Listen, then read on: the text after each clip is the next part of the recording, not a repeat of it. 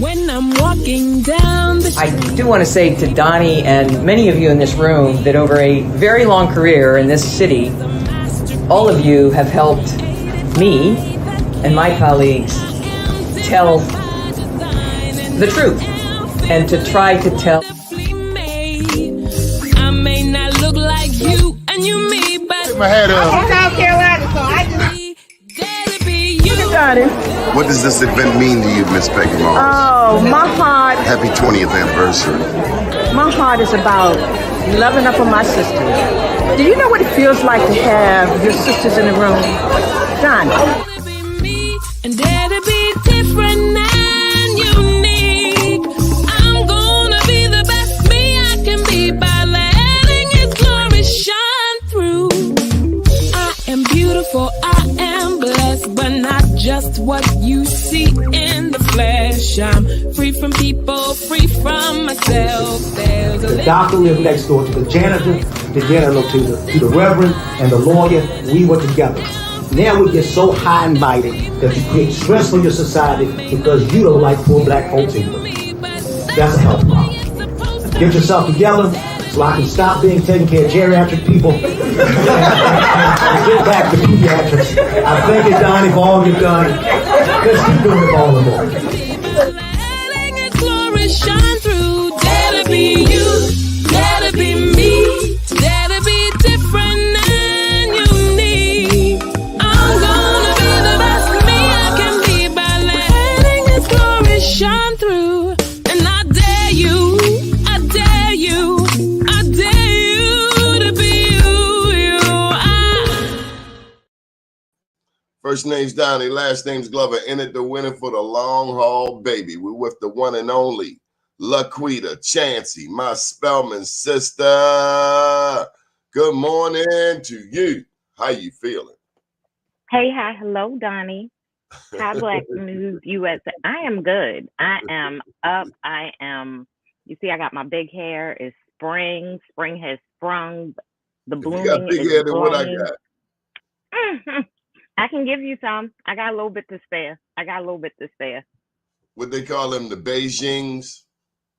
I don't know nothing about that, Doni. I'm not talking about that nonsense. I I don't saw even. a cat with a Beijing. I was like, your hair look real black. I don't know nothing. I don't. Look, if you like it, I love it. Is that your real hair? Not you. I'm talking about the Beijings. You know, they had to spray paint the beard. It's like, It look like tar sometimes. Like, it's too much. yeah. You like 60 years old, ain't no gray at all.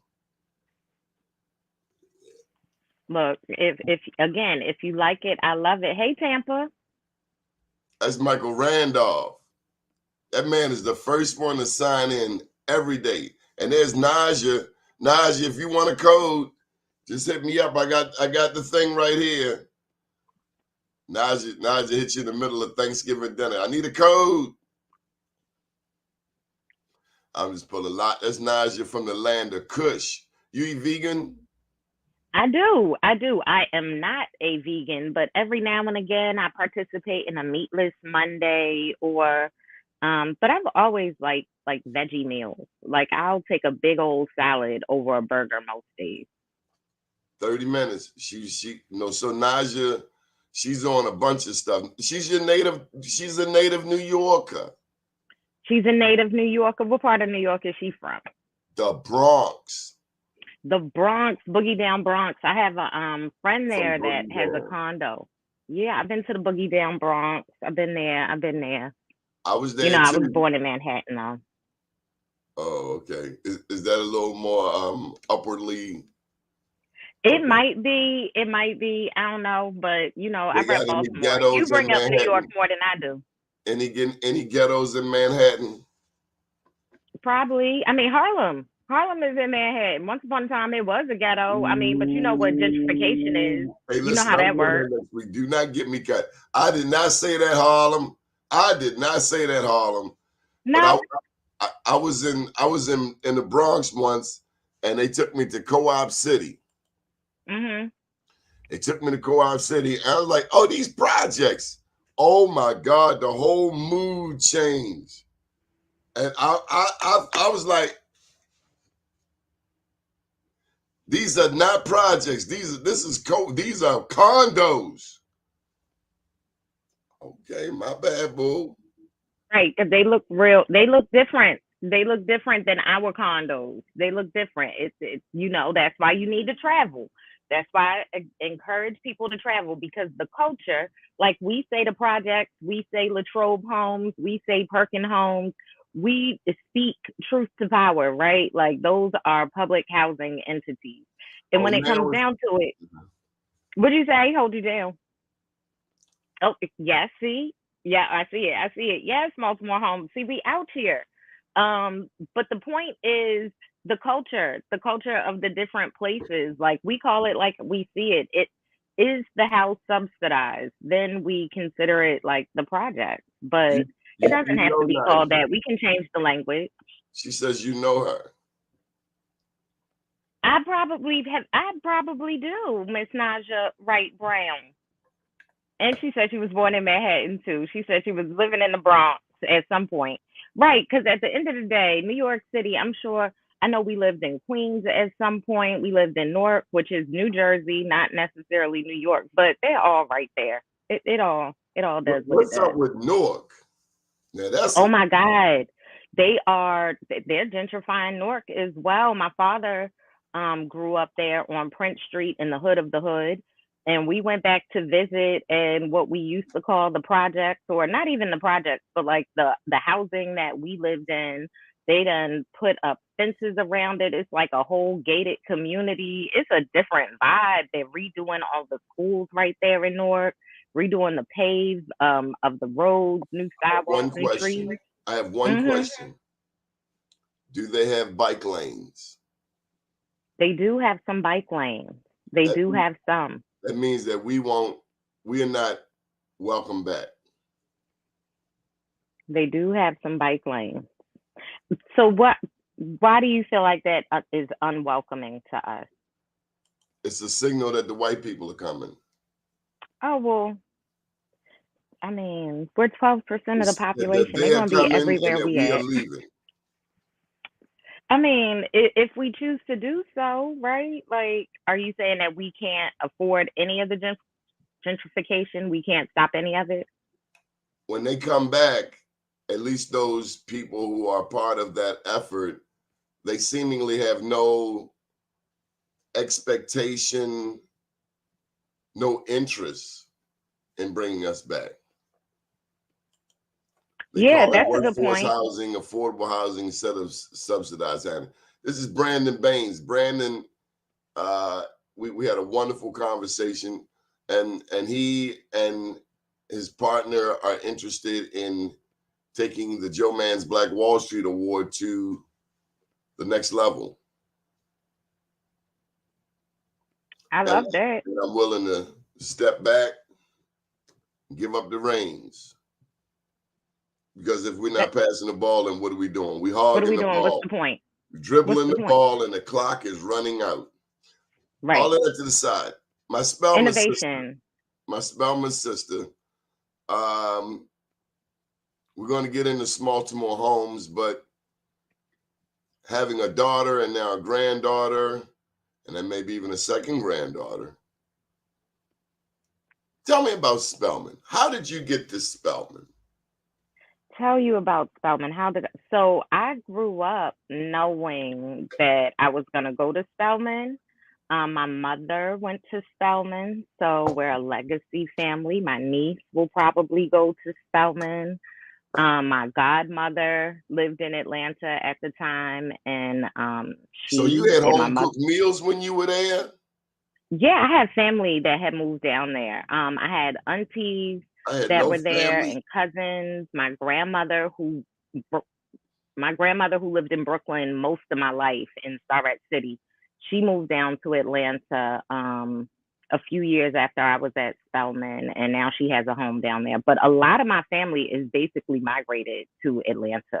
So tell me this, how does a New Yorker move to Atlanta and it's all slow and everything, and you talking real fast and everything shuts down and they don't sell this on Sundays? I mean, how was it for a New Yorker? I don't know because Donnie, I grew up in Baltimore. Yes, I that's right. That's right. graduated from high school in Baltimore. I learned to drive in Baltimore. This is why I claim Baltimore. I let people know I was raised in born in New York, but I couldn't tell you how to get around. I don't know where the A train, the D train. I don't know nothing I about know that where kind it's of at. stuff.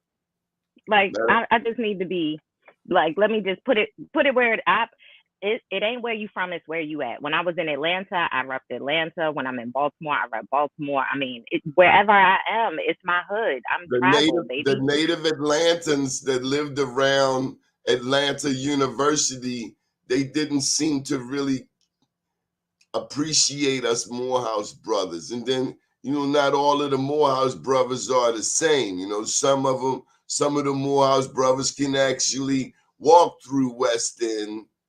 And then some of the other Morehouse brothers, but they probably it's like that everywhere, right? I feel like it's like that in Baltimore. Especially if they come with a different old outfit, you know what I'm saying? Donnie, no, but listen, the worst part is by the time I went there, like in the early 2000s, some of the girls, hey Marty Ma, some of the girls were getting robbed as they walked past the project. So it wasn't restricted but to just Morehouse men. not no Baltimore girls. Nah, none of my homegirls got robbed. Nah, we keep our head on the swivel. Okay, where we at? We not getting got. We keep our head on the swivel, and that's what I say. Like, if you look like you don't belong, if you look like a mark, somebody is going to get you. You are going to get got if you look uncomfortable, and people will call you out. Experiences in Atlanta. Nobody. You got to blend in with the people, first of all. Always, everywhere, but that's everywhere. Like, and you can be authentic, you can be an individual, but again, culture matters. And so traveling and respecting the culture and doing what everybody else is doing and looking like you belong is what it's about. And so, yeah, so in Atlanta, I found myself at Spelman. My mother went there. My grandmother went to Morgan. I knew I was going to go to a HBCU. All the women in my family are educated. But then, Donnie, when I was old enough, like I spent a bunch of my summers in New York. When I was old enough, I was like, oh, Atlanta is country. I want to go down there with them country bumpkins. I'm going to school in New York. And I applied to like 7 different schools: Pratt, New Jersey Institute of Technology, New York Institute of Technology. But when I visited the campus, none of the people looked like me. I didn't feel welcome. And I went to Spelman to visit the campus. It was on a market Friday. And if y'all know, like I know, in the AUC on Fridays, it goes down on Spelman's campus. Okay, we have a DJ, we got the food truck. Like, it is on and popping. And I was there for that. And I said, this is where I need to be. And the rest is history. So you're going to laugh at me, but they showed me one brochure of Morehouse, and it had Spelmanites in cheerleading outfits. And that's what sold you? That's what made you go to Morehouse? And they were standing right at 830 Westview Drive. I mean, hey. Look, you know what? If you like it, I love it. If that's what drew you in, and it wasn't the fact that MLK went there, or that it's a prestigious HBCU, I saw all these things matter. Dr. King. I was like, oh, okay. I love it. I love it. And so let me answer Naja's question. Naja said she wanted to know what's the target market or demographic that Smalltimore Homes is filling. So at the end of the day, why don't you just come on in? I'm gonna put the link in because Naja, why don't you run this interview? Because apparently I ain't. Well, when she said 30 minutes, she said 30 minutes. She needs like 15 more minutes. So when she come on, we can keep talking about that. Did you want to tell about your Morehouse experience? I mean, Spelman was dope. I'm here for it. HBCUs, I would say go there.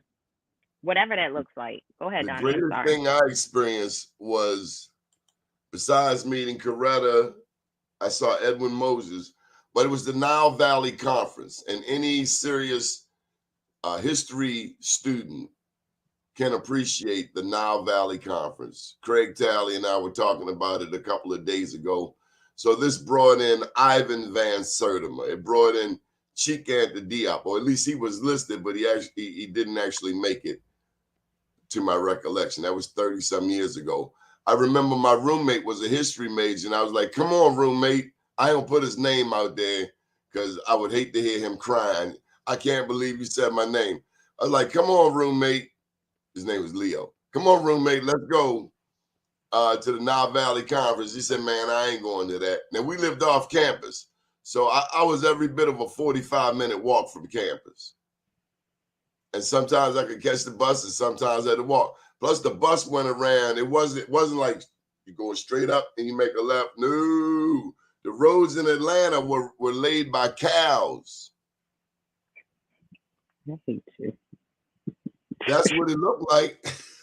Look, urban planning is everywhere, Donnie. I'm not doing this, but you finish your story. Talk about the roads with The Nile Valley Conference, it just brought in the brightest Black history intellectuals. And Chika Diop, to my recollection, was into the science. So he could look at our DNA and trace our lineage back to Africa. So much, you know, he was a reminder. Dr. Asa Hilliard, I think he was a professor at Georgia State.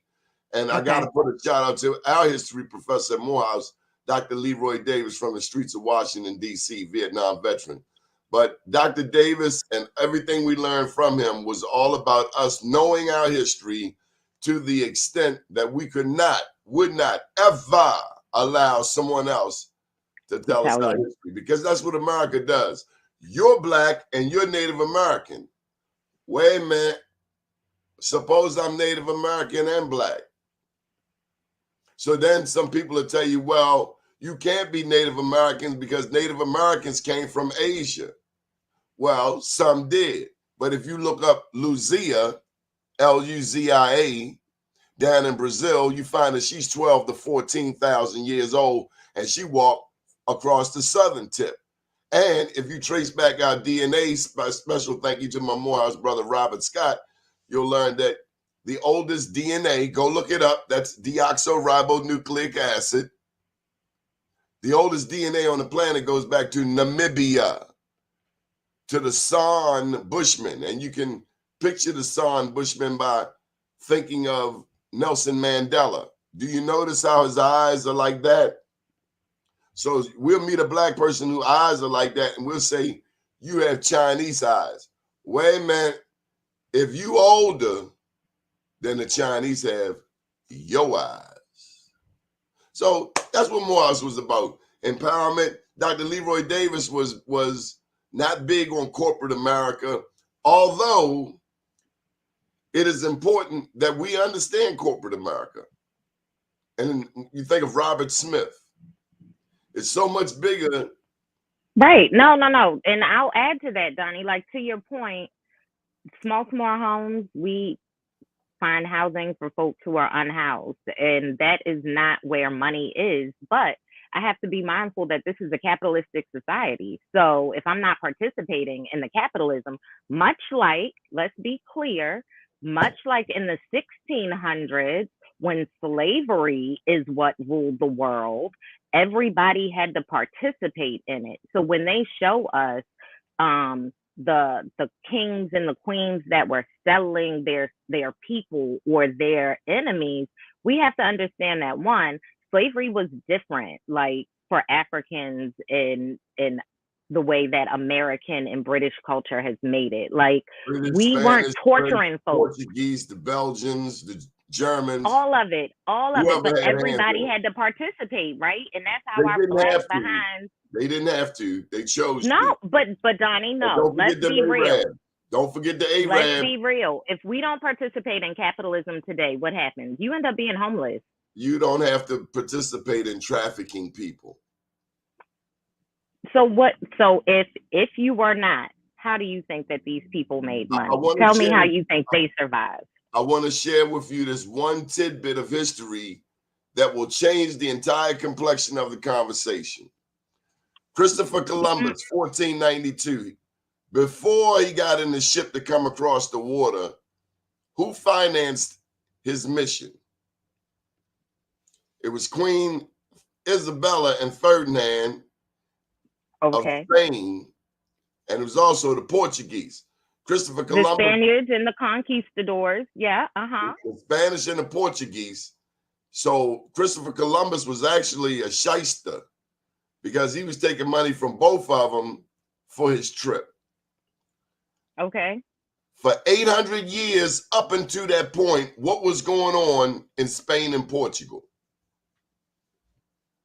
The Moors were dominating the Iberian Peninsula. Black Moors controlled Spain and Portugal for 800 years. If you look up Moors coat of arms, Europe, I'm familiar. you will see more royalty on every European nation, from Germany to Scotland to England, Spain. There was black royalty all across Europe. And so Ferdinand and Isabella came in after they kicked out the last Moor from Spain. So if you are the white people who are left in Spain and you just kicked out all of the black people, but now Columbus is cashing in on, because they want, these silly little children want to say that Columbus discovered something. No, he didn't. Columbus, what a jerk. I'm on the air. Don't call me this time of day. Okay. The Moors had been trapped. The Moors for 800 years had been controlling the waterways. So Columbus didn't discover anything. Columbus was more like, hey, Donnie, can you take me where y'all been going? Because the Moors had already been to the Americas. Mansa Musa from Mali, the richest king. Okay, right. But my point is the Moors didn't participate in slavery, and therefore they don't exist anymore. Because do you understand? My point is the global way that money was made was trafficking black people, trafficking people from Africa, trafficking Africans specifically, right? There were other ways of making money. I mean, yeah, you could be a blacksmith, but you could build houses, but like, don't justify them people's trafficking. I'm not justifying anything. I'm speaking to what history has shown us. They were damn cannibals who the Moors had taught them how to wash and bathe. This is all true. Taught doctors how not to kill women who were birthing women. Like, that was a big thing. So I'm familiar, Donnie. Like, I get but what we have to be clear about is that at some point, I don't know the history because I don't care. Not I don't care, but I don't have enough tabs open to keep that kind of information. But in the 1600s, it was worldwide. Like, it is the idea that it was okay to traffic Africans was just the norm. I have to insert with what my father said. He said the first person you need to be mad at, and I've said it on the show before, so if you're a first-time listener, don't be shocked. He said the first person you need to be mad at are those greedy-ass African kings who sold your people. I wasn't there for that. I can't dispute that. Somebody was a traitor. Somebody felt it okay to trade people for spices, rum, guns. Somebody felt it okay. Now, I just want to say for the record, right? It ain't like white people all in love with each other either, because we've seen the British against the Irish, the British against the Scots. We've seen the Germans against other Europeans. Okay. Because, a lot of times we say, oh, black people don't stick together. I don't say that. I don't say that, but somebody do. Okay. Right. It's always greed. Like, at the end of the day. And so America, all of the cocaine in the world, then why are your people breaking their neck to leave? Why are you not feeding your people? I can't speak to that either. What I Why can are you speak not to feeding your is people? You got what all I this do here money. in Baltimore. You making all these videos with the big stacks of money. Why are your people leaving? Why don't you feed your people? Greed. So it's really beyond race. It's just mankind's greed and womankind's greed. The fact that I think I should have this, and if I gotta step on your neck or kill you or kill your children, so be it. Like Donald John Trump. Would you think when they indicted him in New York? Al Bragg put it to him. They say you don't have a case. Yeah, that's what they're saying. I never we'll see what happens. I'm not a politician. I'm just out here for the community. I can't speak to Donald Trump and his foolishness and his nonsense because Donald Trump, the way that he is set up, it's not good for my mental. I don't have any tabs open for him. I don't know why they elected him. I don't know why they let his homies run up on the White House like that. Like, all of it is kind of crazy to me. Like, I just, this very world. uncivilized. It is uncivilized, honey. You do know the steps are right there. Bruh, like the steps, you can make an appointment, like all types of things. Black people were not climbing any walls, especially if they got a pair of Ferragamos on. Bruh, first of all, like what is storming the Capitol going to do? Like, first of all, we would have had targets on our backs. So I don't. But they stormed to go in there and smoke a joint in an elected official's office. Yeah, listen, Doni has. Speaking to what Nasha's saying, Doni has all the details on the politics. That's why I'm telling you that is not my lane. I'm not going to pretend to know anything. I don't have any tabs open for that. Give me all of the information, Doni. But what I want to be clear about is culture is caught, not taught. And so when you are born into a world where they are consistently culture's caught, not taught. So it's not something we need to talk about. It's not something that's a written rule. It's something that exists in the air and you become it. And so when people are selling folks and it is overlooked, then it is just par for the course. And that has been the continuous issue with Black bodies, and they continue to think that Black bodies are expendable. What's that? Did you know that there were white slaves? Yeah, there are slavery is as old as prostitution. Slaves. Like, let's be clear, slavery and prostitution, like all of these things existed before the 1600s, before the Bible, before like these are things that people have participated in forever. Somebody got their jollies off going up into Africa. Look at Brazil. Well, yes. Brazil, America has 40 million Black people. Brazil got 100 million. When they went to Africa, we were not fighting with the tools they were fighting with. And if you did not comply, it's get down or lay down, Caesar. It's much like the drug game. You're going to participate or you're going to get out the way. Well, that's why I love to talk about Haiti. Do you know that Haiti symbolizes the most successful slave insurrection and overthrow in the Western Hemisphere? That's why you will never hear anything good about Haiti in your lifetime, because Toussaint Louverture and his lieutenant Jean-Jacques Dessalines, they like the French decimated Haiti. Yeah. What was their boy? Napoleon Bonaparte. He had his arse whipped up and down the block. Napoleon got his arse whooped up and down the block. Up and down the block. That's why Haiti is the most respected tribe in the Western Hemisphere, because they kicked them out, all the way out. And that's why they're making Haiti pay restitution to this day. You making me pay restitution for making you take your foot off my neck. That's the audacity. So when Hillary and the Clintons and the Clinton Foundation go to Haiti and start pimping Haiti, start making money off of Haiti. Oh, we're here to help Haiti. Come on, go on with that buzz.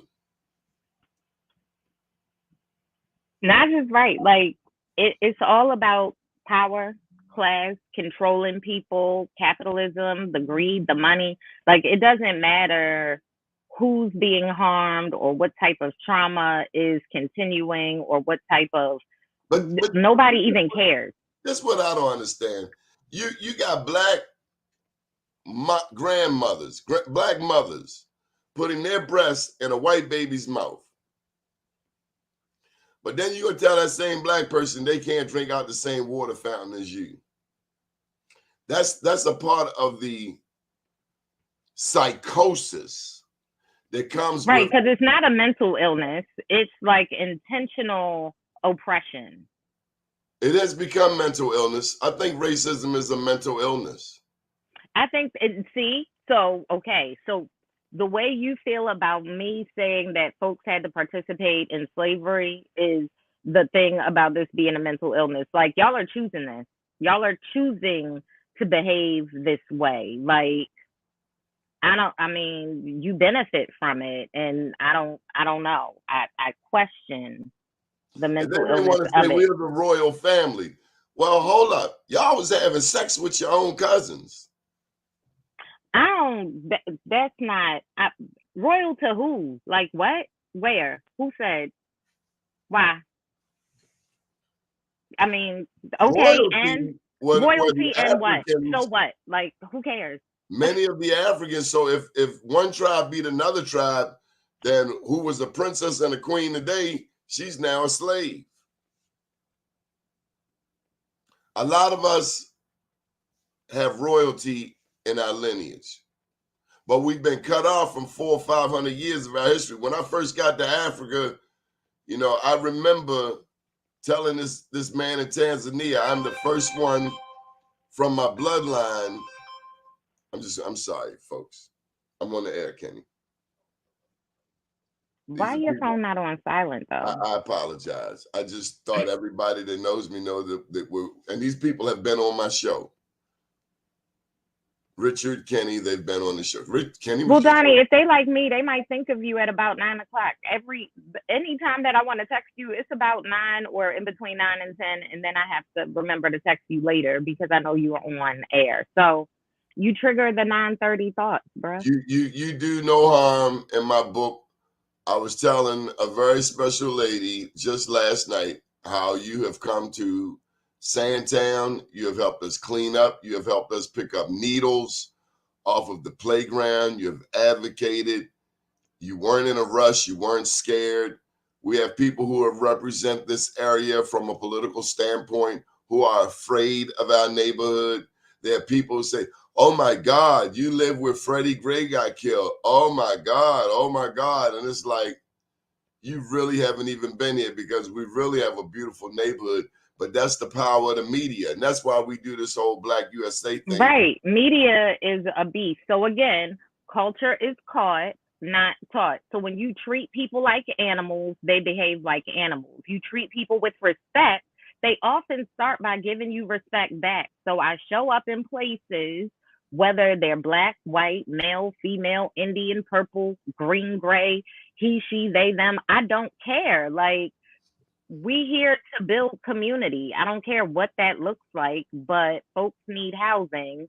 And the way that the system is created is against us. So we need to work together. And that's how I show up. Like, ain't nothing to be afraid of. These are humans. These are people. Like, y'all speak English. I can talk to you, right? Like, come on. To me, it's common sense. But also, Donnie, just running it back.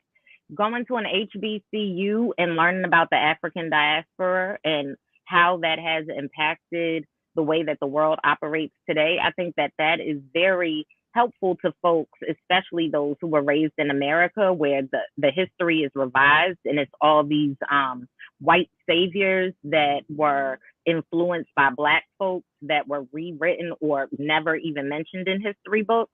That's what I learned at Spelman. The people who were behind some of these white saviors, to your point, the Moors, and how they changed the way that doctors were washing their hands in Europe because women were dying after having babies, because these fools were dipping and dabbing in cadavers, learning, and then going and operating on people and not washing their hands. So something as simple as washing your hands between operations came from the Moors. So yes, they taught people how to wash properly. They were, I'm not going to get into that because that's not my lane, but yes, the culture of it all is something that we have to understand, that that is controlled by media. And so the way that we speak to one another, traveling to Africa is crazy because they expect love and hip hop when I'm a refined Spelman woman. Like, I need y'all to not put me in a box and get to know me. We were supposed to be first. talking about Smalltimore Homes, but I got to ask you, when you mentioned culture, I was having a discussion with my engineer at WEAA.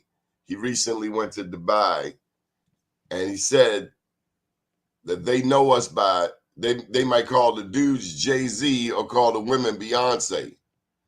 And I've been reminded it's because those people are high up in the media.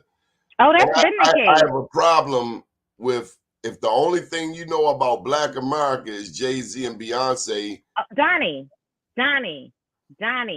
your girl, okay? I'm in my 40s, so I've been traveling for a minute, okay?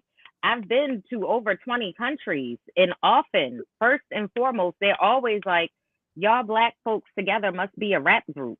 Y'all must be entertainers. Like, nah, we're just smart and know how to maneuver and get passports and travel, and like, nah, no. But they always assume you must be an entertainer because it can't be your brain.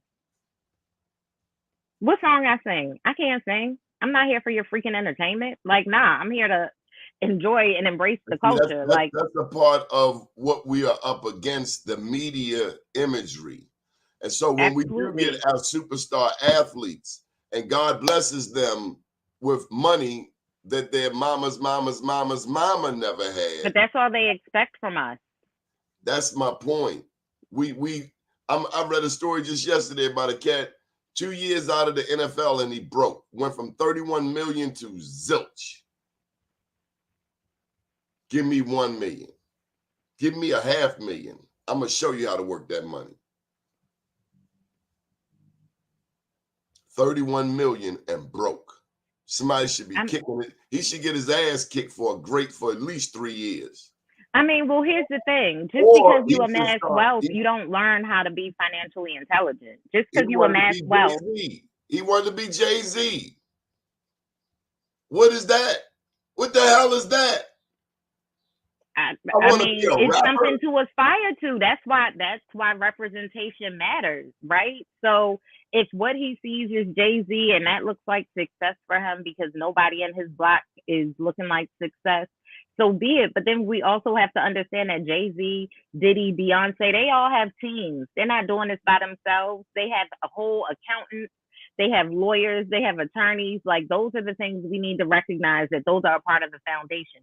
Even when you're just a small business owner, a solopreneur, you need to know who your banker is, have a relationship with your bank, have a relationship with a CPA, an insurance person, an attorney. Like, these are things that are taken for granted, and they're free resources in Baltimore. Hit up smalltimorehomes.org if you don't know, where you can get free resources for your, excuse the language, bail teams. That triggers some folks, but your banker, your accountant, your insurance, and your lawyer. All right, smalltimorehomes.org. All right, go back, Donnie. I'm sorry.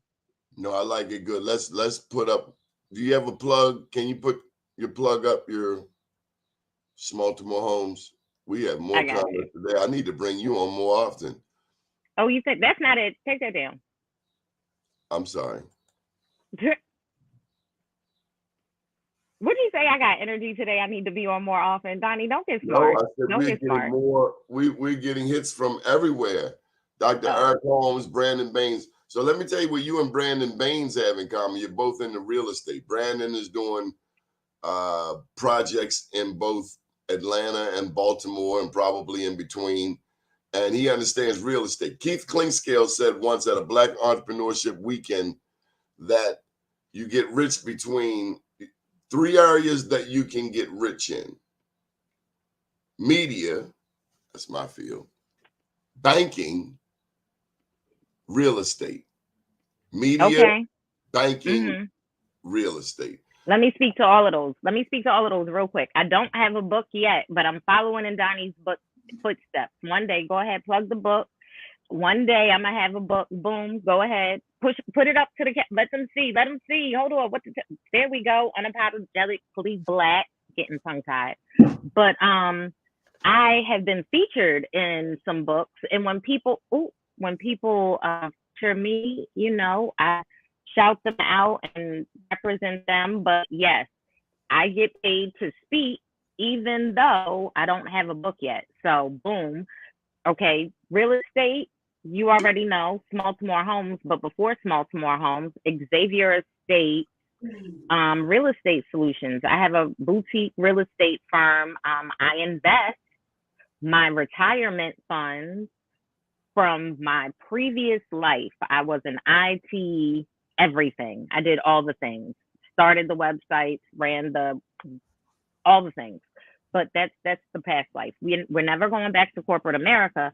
But to that point, I use that as a foundation to do what I want to do today. I invest in real estate in Baltimore. I would love to talk to Brandon about some tiny home communities down there, because the real estate is it's not as anyway. And so what did you say? You said the speaking, the media. All right, we got that covered.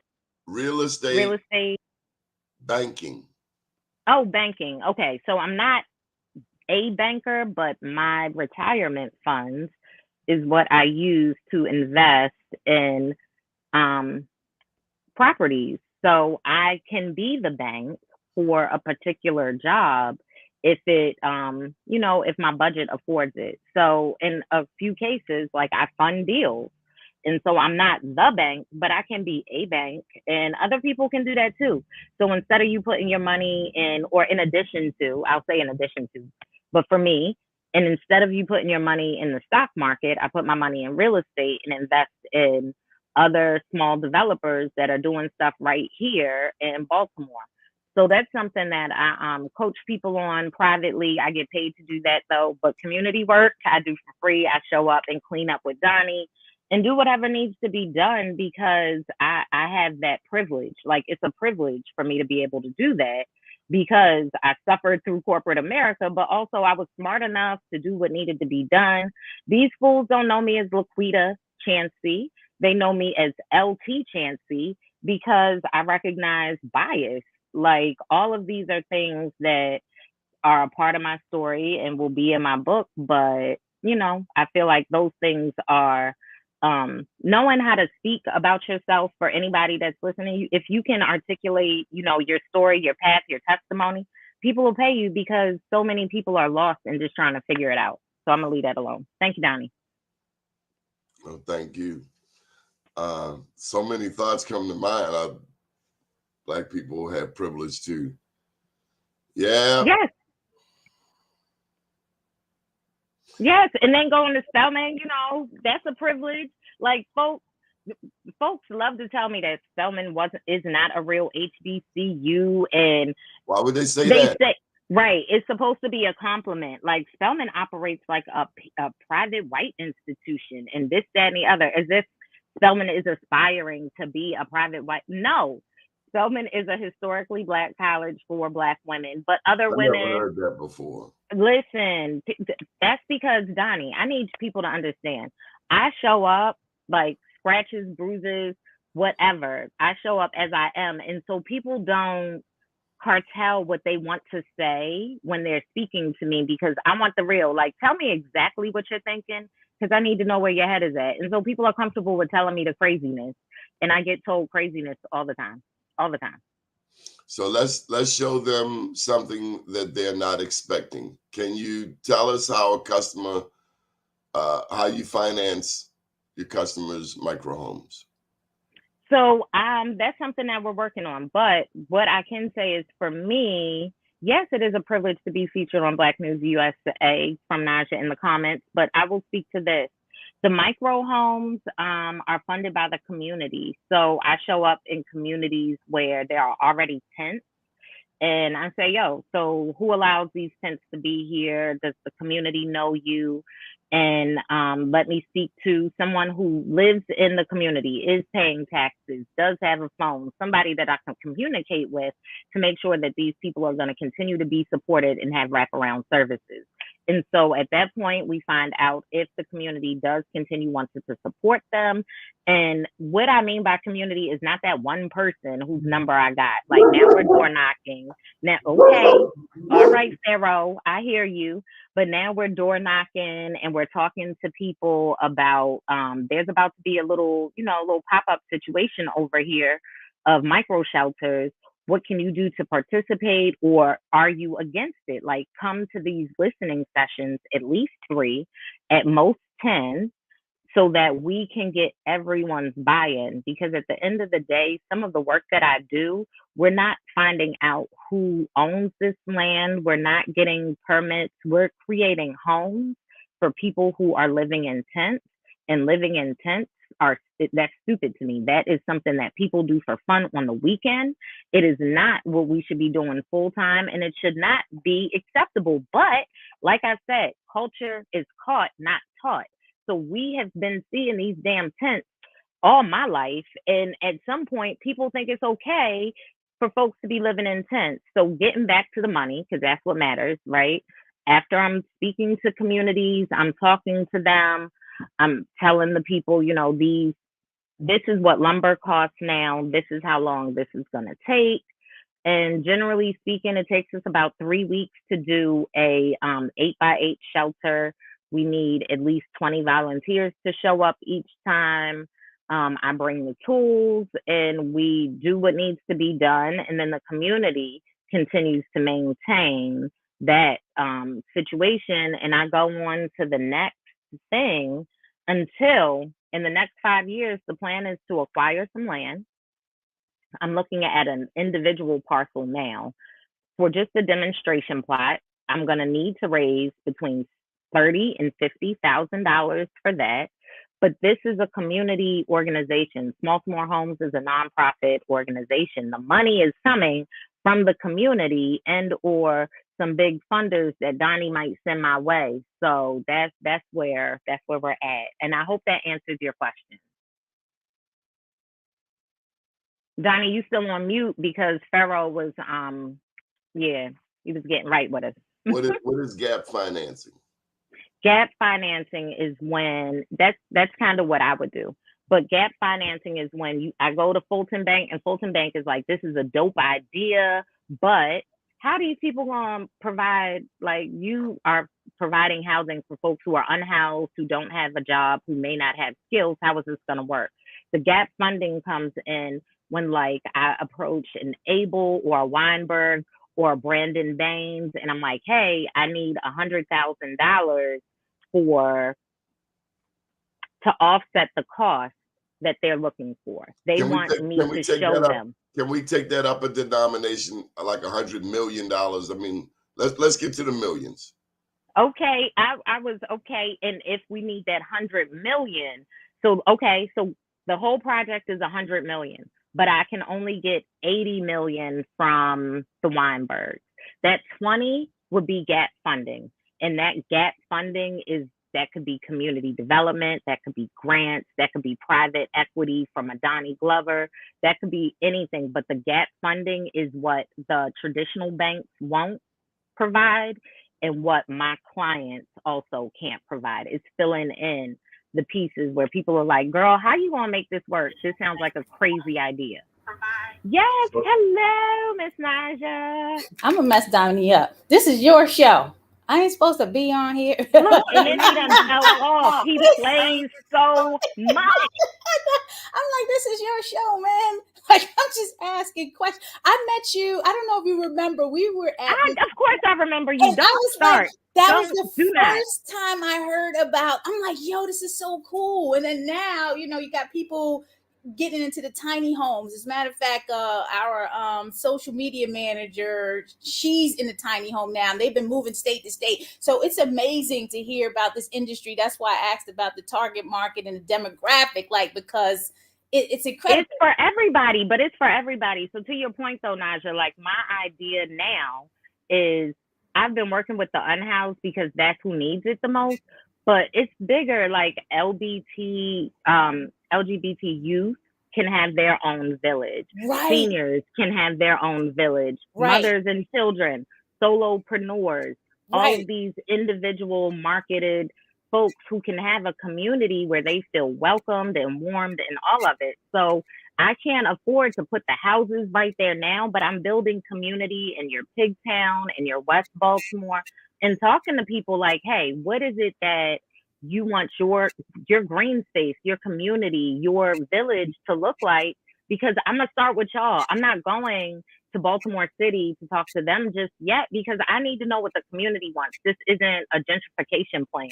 Right. This is a sustainability plan for communities that are, you know, trifled with blight and vacancy and, you know, poverty, all the stuff that right. And it's enough opportunity for it. So I'm always amazed. I need to really dig into your organization and learn more about it and what's happening in that space, because real estate is definitely on my list of things that I want to invest and get into, you know, stocks and all that. I've done that, but this is, you know, and it's just, everyone's trying to size down. I'm not gonna say everyone. You got those folks that they're trying to cut costs and the rents are too much, and it's like we got to save money. It just makes sense. Yeah, it just makes sense. And then living smaller, you have smaller utility bills. It's easier for you to put solar or a watering catchment, composting toilets. So thinking of things that will continue to make the community better. So one of the issues with Baltimore is that we have lead infested everything, our water, our paint, our homes. And so with all of these vacant and abandoned homes, that is now leaching into the ground. So we can't grow food from there, all the things.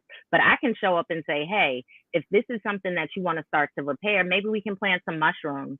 Get the mushrooms to clean out the soil, and then we can start to till the soil, and now we can start to plant vegetables after the mushrooms have done what the mushrooms were supposed to do, right?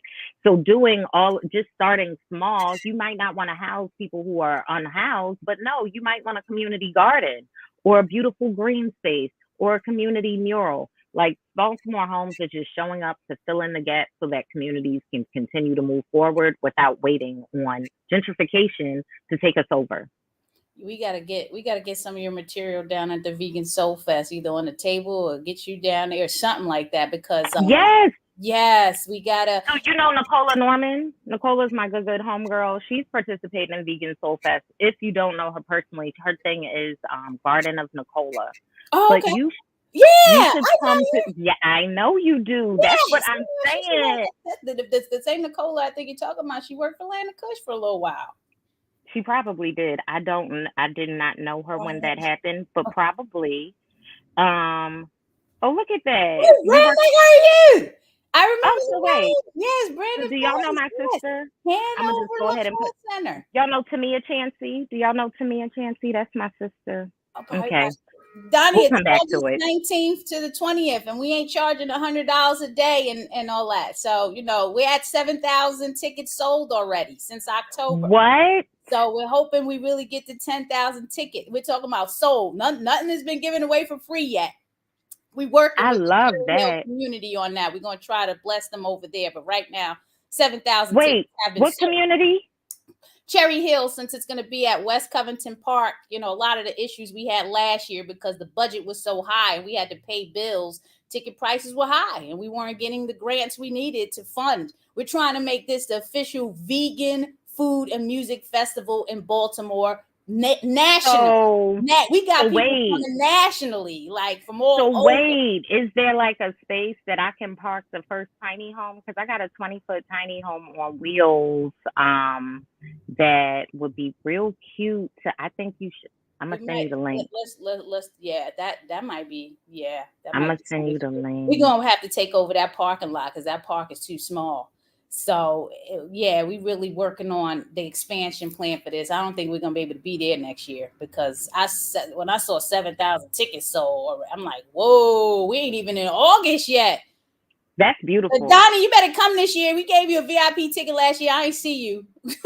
I want to be. What you got to do? How can I help? I want to be there. We gonna talk offline. Let me put my number in there in the chat. Well, not put it in the comments. I don't want put it in the private chat. Got my number anyway. They Put it in the private chat, not in the. Okay, and say the date again. What's the date again, Naja? It's August, and I'm gonna put in the general chat too. August 19th to the 20th. We've already booked Dwell A to perform Saturday. We're trying to figure out what's going to go on Sunday.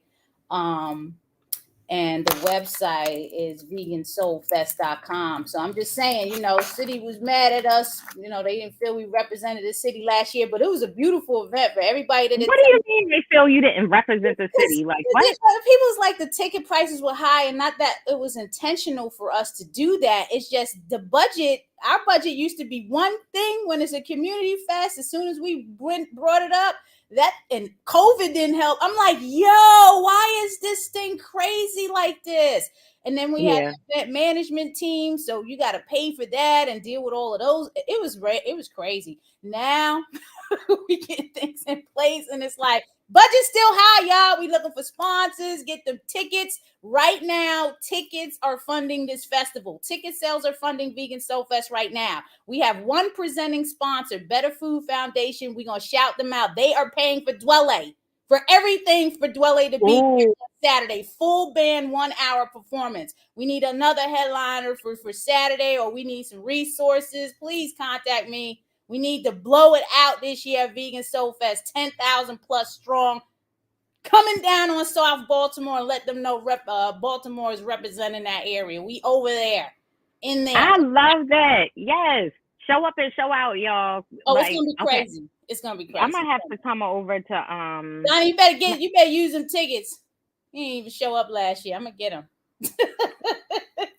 I love this. And Nicola, she keeps talking about Vegan Soul Fest, so she's really excited about it too. Yeah, we got 300 applications already for vendors that we're just now going through, and it's a selection process because it's not first come first. We got to go through. Do you have the light? We got to go through all of that.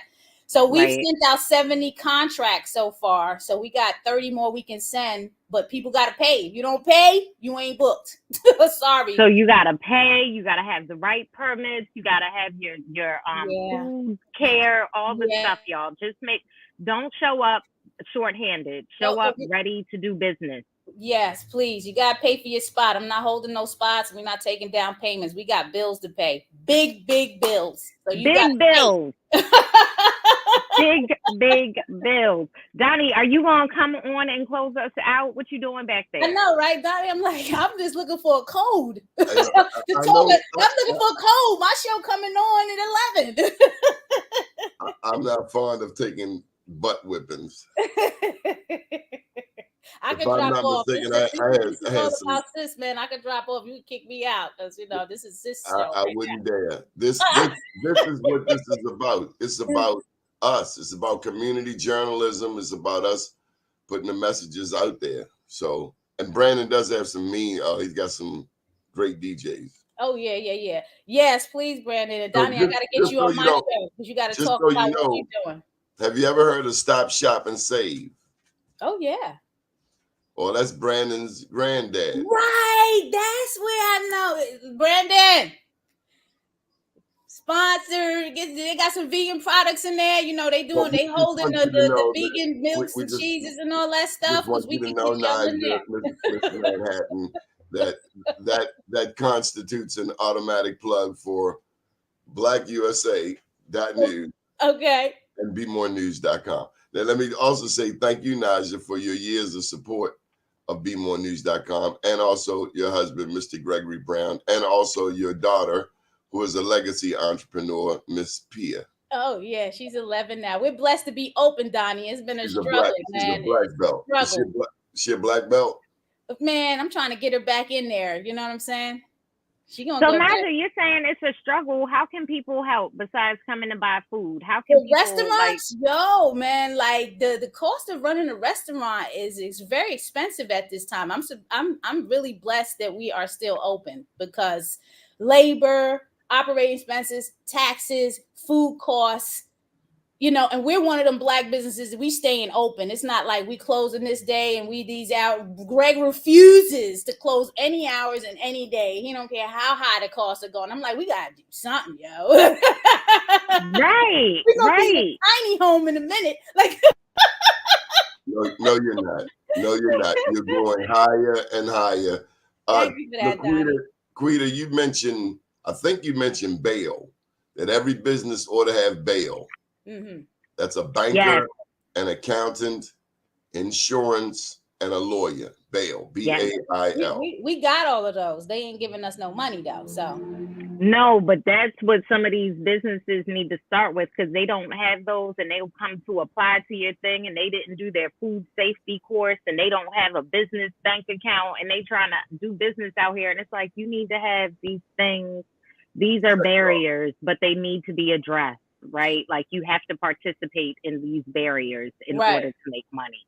the people can support by just coming to buy food, catering. We're gonna be at the BMA Sunday for the hip hop contemporary display at Baltimore Museum of Art this Sunday, and it's free.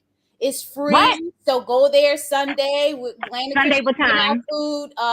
It starts at 10. I know the food distribution is going to start at 2. Black Sauce is going to be there. Takaka Brothers is going to be there with the ice cream. So if you're trying to get something for your kids to do on Sunday for free, go to BMA this Sunday. You're going to be there. Oh, absolutely. I saw the pre-display and it is amazing. So you're going to want to come and support and take a look. I got to ask you two phenomenal black women your thoughts on having a black woman vice president, a black governor, a black attorney general, a black treasurer, a black mayor, a black city council president, a black Baltimore city comptroller. My question to you is, we have blacks in all of these high positions, cracking the glass ceiling. How has all of that political mobility translated into the economic empowerment of our community? I'll go and I'll let LaQuita go because she'll probably have a better answer than me. I don't vote for the government. I vote for me. So I don't really care what they're doing. I vote for me because I'm the one that got to walk these shoes and deal with this stuff in here. Now, I'll reach out if I need help here and there, but I'm not dependent on them to do nothing for me. That's how I'm saying it. And so I will say that, yes, representation matters. I remember being a kid looking at all these white men like, Daddy, Mommy, where the black people that ran America? And they're like, ain't no black people or women run America. And it just blew my mind. So representation matters, right? But the system going to do what the system does. So until they are doing things that are completely outrageous and dismantling the system, like they just pieces of the puzzle. They're just gears that continue to turn, and the system going to do what the system does. Because again, like I said, culture is caught, not taught. And when they show up in these rooms, they're going to probably do what their predecessors done because that is what was successful. That is what people accepted and was permissible. So I don't need their permission for anything. They need my vote. So I would love for them to show up to a Smalltimore Homes event or a combined vegan Smalltimore Homes event over at the store. So tell us where the store is so that people can come and buy food, Naja. Land of Kush, landofkush.com. We're at 840 North Utah Street, right on the corner of Martin Luther King, close to the Hip Hop Chicken. So you can come right there and see us. We're right next door. And I appreciate your answer to that question because I didn't even think representation. You know why? Because we're grown. Action votes louder than words. You could represent, in the action. Some of those people have supported Land of Kush and ventures that I have been involved with. So I appreciate their support. I'm looking at the big picture about what's been going on, how many decades in this city and in Newark and, New York, whatever.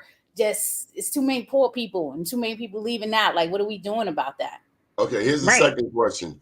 I'd be very fascinated if you could get one of the two, if not both, of the Justins from Tennessee, Justin Jones, Justin Pearson. Any thoughts on these two young men who were both expelled from the Tennessee legislature and the fact that they made a stance and became instant heroes by the supermajority Republican Tennessee legislature filled with white males?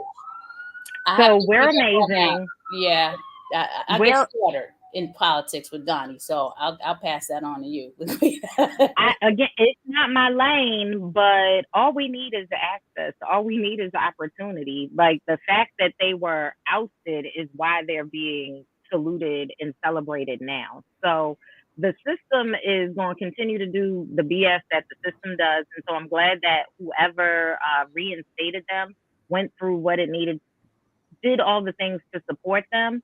But it annoys me because these men were doing what they were doing before they were voted out. And now that they were voted out and back in, we're all like, let's celebrate them. They should have been celebrated before for what they were doing because they didn't change anything. Like, and that was why they were not welcome there.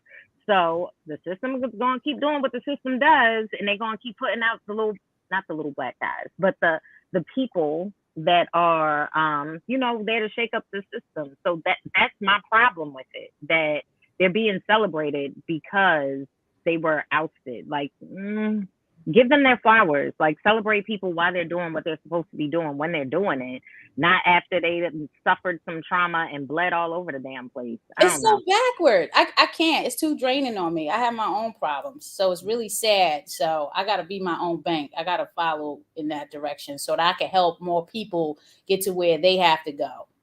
Hey, blessings. Hope I'm praying that happens. And I feel like that's how most of the Black women I know show up, and I thrive around Black women. So y'all should come to the community walk that we have at Lake Montebello. It's free, 99, Sunday mornings at 9:30 a.m. We walk around Lake Montebello with a physician. We do some mindfulness. We do some movement, and then we have a community conversation to see who's showing up and what kind of support and resources folks need. We can also promote the Vegan Fest. Man, okay. Last question.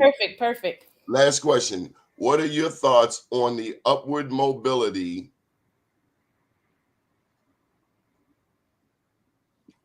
of Black women? Well, Black women are breaking ceilings like never before, opening businesses more than any other American. It's stressful though. It is so damn stressful. It's not easy. Go ahead, Naja. I'm gonna let you start. Go ahead. Well, I was surprised in 2021 that Baltimore Business Journal recognized me as a woman of excellence, 1 out of 7. So, I mean, and I'm like, I was looking at these other people's resumes and things that they've done. I'm like, whoa, this is serious. Like, somebody recognized me for what I'm doing. Okay, that's a blessing. And then to be recognized as top 25 Black Marylanders and to watch in 2023, that was surprising as also. So somebody's watching and looking at something, whatever this little vegan movement and whatever I'm doing. Hey, I'm gonna keep moving.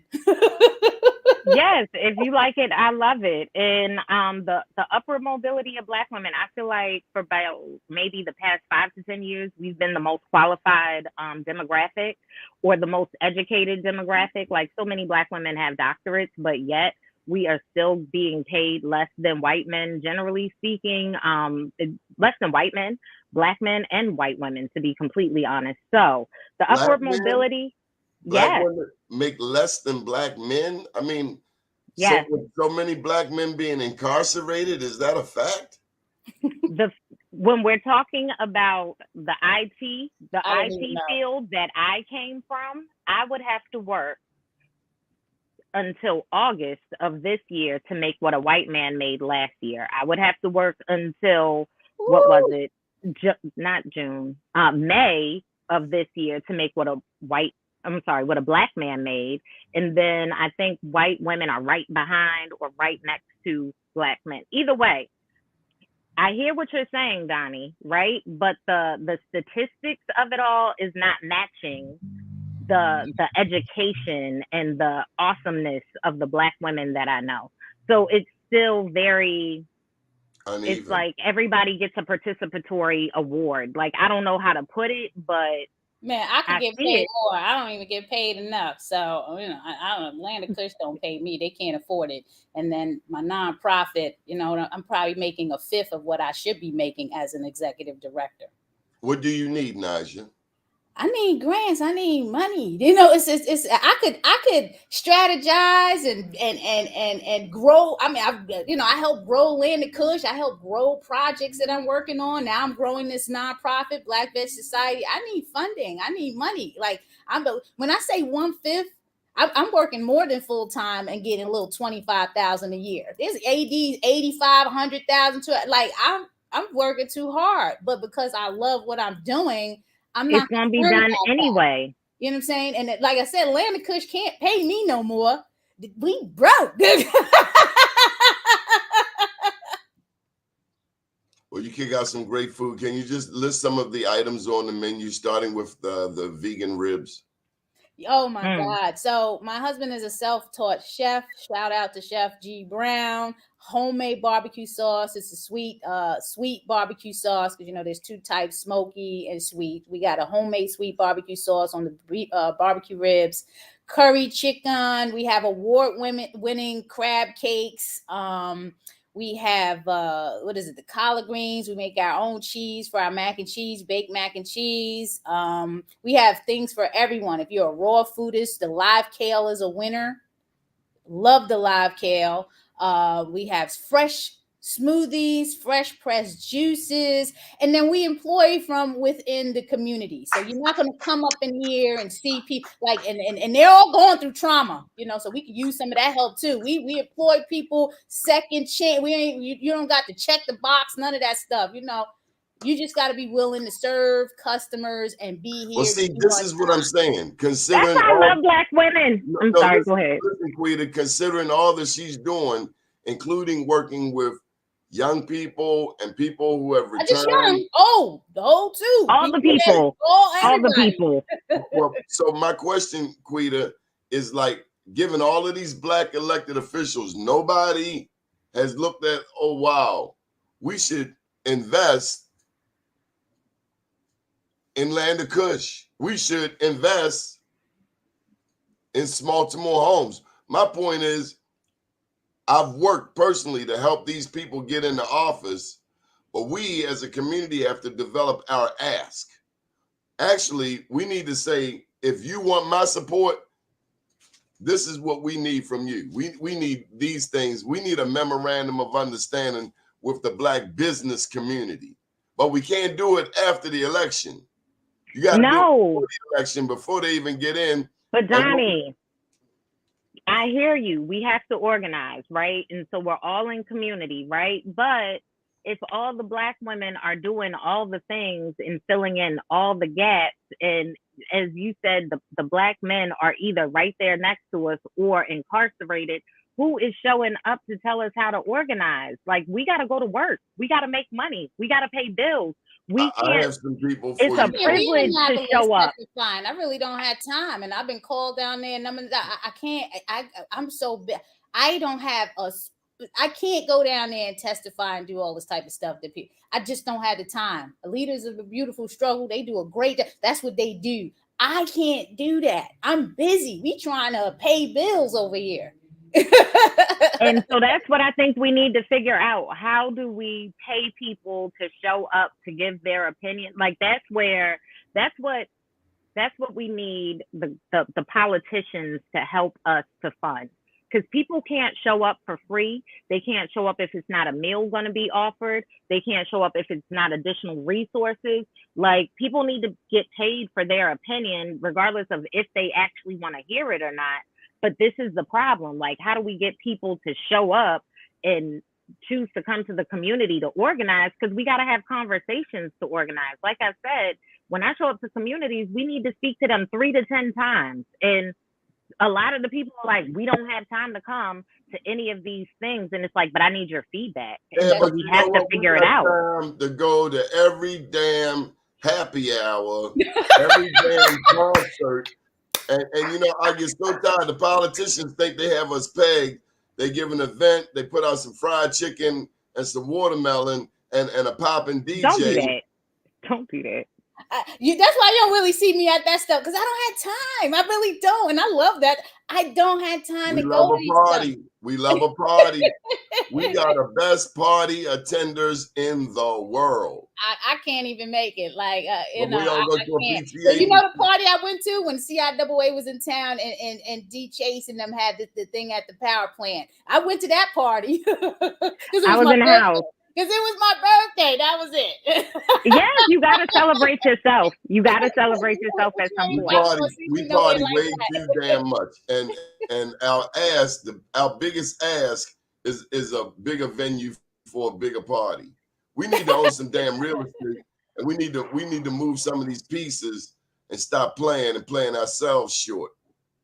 You're right, but we party so hard because there's so much damn trauma. We party so hard because there's so much trauma. Like, I hear you, Donnie. I hear you, but we need more empathy for our people too, because they going through some things, and we need a check. Somebody loan us $50,000. Come on and reach out to us. We're gonna give us the loan. And, we got some black gatekeepers, Naja. We have too many blacks in position for us to be struggling.